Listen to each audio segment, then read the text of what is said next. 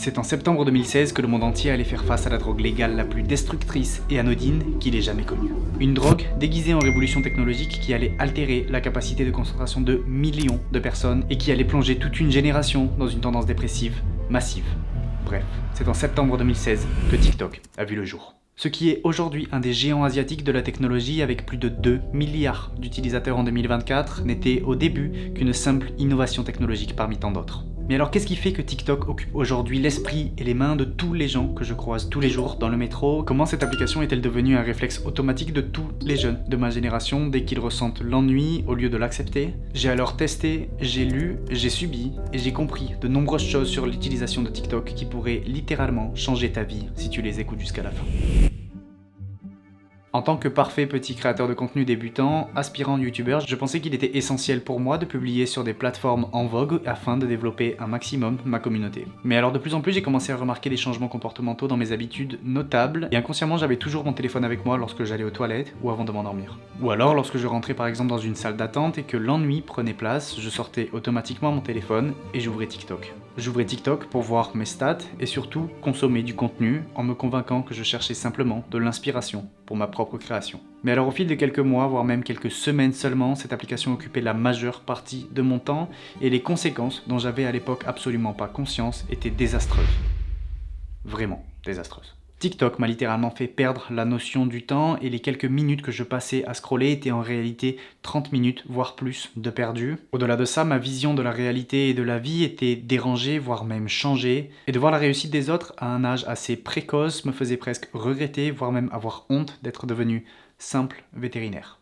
Bien évidemment, un beau jour, je me suis réveillé et je me suis rendu compte de la dangerosité de cette application et de l'impact comportemental que cela avait eu sur ma vie. J'ai fait quelques recherches et voilà les résultats. Alors si vous pensiez encore que la science et la technologie n'avaient rien à faire ensemble dans vos vies, détrompez-vous, je vais tout de suite vous expliquer pourquoi. TikTok, contrairement à d'autres plateformes comme Instagram ou YouTube, ne propose quasiment que du contenu court. Et quand vous ouvrez cette application, votre système de récompense se met immédiatement en marche. En tant qu'être humain, vous possédez naturellement un système bien défini qui constitue votre mécanisme de récompense, et son principe est plutôt simple. Vous accomplissez une action gratifiante, vous mangez un bon plat, vous faites l'amour, ou vous vous trouvez dans un lieu agréable, et votre système dopaminergique se met en marche. Votre corps sécrète de la dopamine, entre autres, ce qui vous procure du plaisir. Et je veux bien insister sur ce terme car c'est le principe fondamental, destructeur et addictif de TikTok. Il vous procure du plaisir instantané sans réel effort de votre part. Avant toute chose, il faut avoir conscience du fait que derrière cette simple application, qui à la base n'était qu'une plateforme avec des vidéos de danse, se cachent les meilleurs psychologues et ingénieurs de la planète qui ont réussi à hacker littéralement votre système de récompense. Et franchement, bravo à eux. Vous n'avez vraiment plus besoin de faire de l'exercice pour avoir votre pic de dopamine, il vous suffit juste de regarder des gens à la salle de sport. Plus besoin de faire une randonnée jusqu'au sommet puisque vous pouvez ressentir la même satisfaction sans effort en quelques secondes. Plus besoin non plus de vous concentrer sur une tâche productive puisque regarder une vidéo de motivation suffit à ressentir cette satisfaction. En somme, il vous suffit simplement de sortir votre téléphone, d'ouvrir TikTok pour être heureux. Inconsciemment, TikTok vous a alors plongé dans un monde illusoire où le simple visionnage de vidéos de motivation, de productivité ou de sport vous donne un sentiment illusoire d'accomplissement que vous n'avez absolument pas atteint. Mais TikTok va alors encore plus loin dans sa stratégie en se basant sur un algorithme qui est extrêmement intelligent, puissant et en constante évolution pour vous maintenir captif. Chaque seconde passée sur une vidéo, chaque j'aime ou commentaire, ainsi que chaque vidéo enregistrée façonne votre profil d'utilisateur. L'algorithme TikTok commence alors à percevoir des schémas d'utilisation de l'application et commence à vous connaître mieux que quiconque. Vraiment. Mieux que votre copine. Ou copain. Il vous propose alors toujours plus de contenu susceptible de vous plaire, une tactique redoutablement efficace qui resserre progressivement son emprise, vous poussant à faire défiler l'écran presque indéfiniment. Si tu mets pause sur cette vidéo et que tu penses quelques instants à la date à laquelle tu as installé TikTok et à ton utilisation depuis cette dernière, je pense que tu prendrais peur. En tout cas, moi j'ai pris peur. Au cas où tu ne le sais pas encore, pour qu'une habitude s'ancre dans ta routine de vie, qu'elle soit bénéfique ou néfaste, il faut qu'elle ait le minimum de friction possible et ça, TikTok l'a bien compris. L'interface de l'application est d'une simplicité déconcertante. Il suffit de l'ouvrir pour accéder instantanément à un flux infini de contenu. Contrairement à des plateformes comme YouTube sur lesquelles la consommation de contenu reste plus intentionnelle, et ce, malgré l'arrivée du contenu en format court sur la plateforme. Quand vous arrivez sur YouTube, les vidéos vous sont proposées, mais sans clic, sans un minimum d'intention de votre part, la vidéo ne s'ouvrira jamais. Alors qu'après les quelques secondes qui suffisent à ouvrir l'application, TikTok vous plonge dans une piscine infinie de contenu, et que vous cliquiez ou non, TikTok vous fait perdre la notion du temps et de la récompense. En tant que vétérinaire ou même une personne qui s'intéresse tout simplement à la nature humaine et animale, c'est extrêmement facile de comprendre ce qui se passe lors de l'utilisation de TikTok. Pour faire simple et pour que vous compreniez bien l'idée, prenons l'exemple des chiens. Oui, je vous compare à des chiens parce que c'est exactement ce à quoi vous rabaisse TikTok.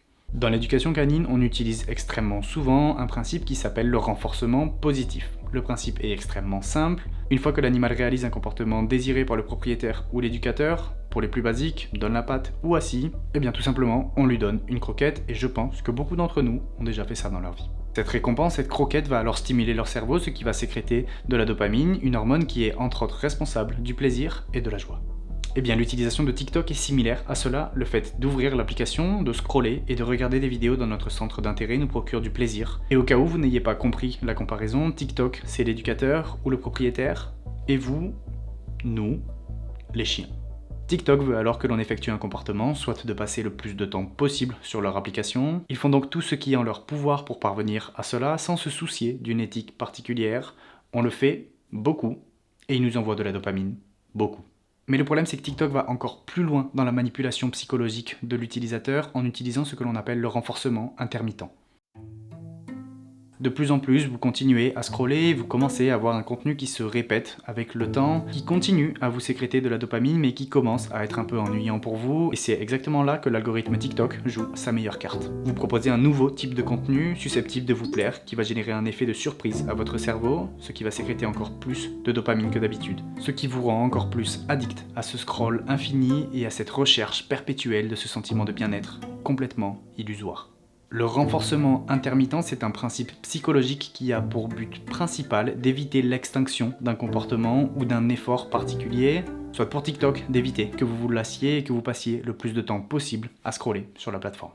Pour parler de mon propre exemple, j'ai aujourd'hui à 24 ans le diplôme qui m'a permis d'ouvrir les portes de ce que beaucoup considèrent comme étant le meilleur métier du monde, vétérinaire. Malgré ça, il y a quelques années, TikTok a complètement changé ma vision des choses. En me proposant toujours du contenu toujours plus précis sur des jeunes qui réussissent brillamment, financièrement et tôt dans leur vie, vers 19, 20, 22 ans, mon cerveau a commencé à imaginer que c'était la norme, que j'étais en retard et que je prenais le mauvais chemin dans ma vie. Car au vu du fait que je voyais de plus en plus de ce type de contenu, qui au demeurant est très inspirant, eh bien je commençais à croire que tous les jeunes de mon âge réussissaient de la même façon et que moi, j'allais seulement devenir vétérinaire.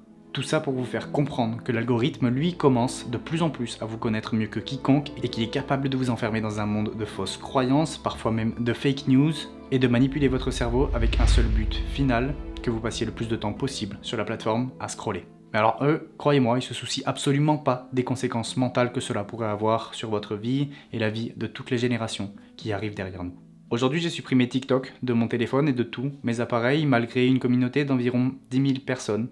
Et ça, pour un créateur, il faut vraiment avoir une raison pour le faire. Et je me suis juré de ne plus jamais utiliser cette application, que ce soit pour de la consommation ou de la création de contenu, car je ne veux ni être acteur ni catalyseur à ma petite échelle de cette application destructrice. Alors bien sûr, il y a énormément de bienfaits à créer du contenu, mais pour la plupart des gens, ils ont un comportement de consommation plutôt que de création, et je me devais d'en présenter les dangers. Et si je peux avoir un dernier mot pour tous les jeunes de ma génération, réveillez-vous. Merci beaucoup d'avoir regardé cette vidéo jusqu'à la fin, j'espère que ça t'aura plu. N'hésite pas à me dire dans les commentaires si j'ai réussi à te faire prendre conscience de cette réalité bien sombre. Et moi je te dis à très vite pour une prochaine vidéo. Bye bye.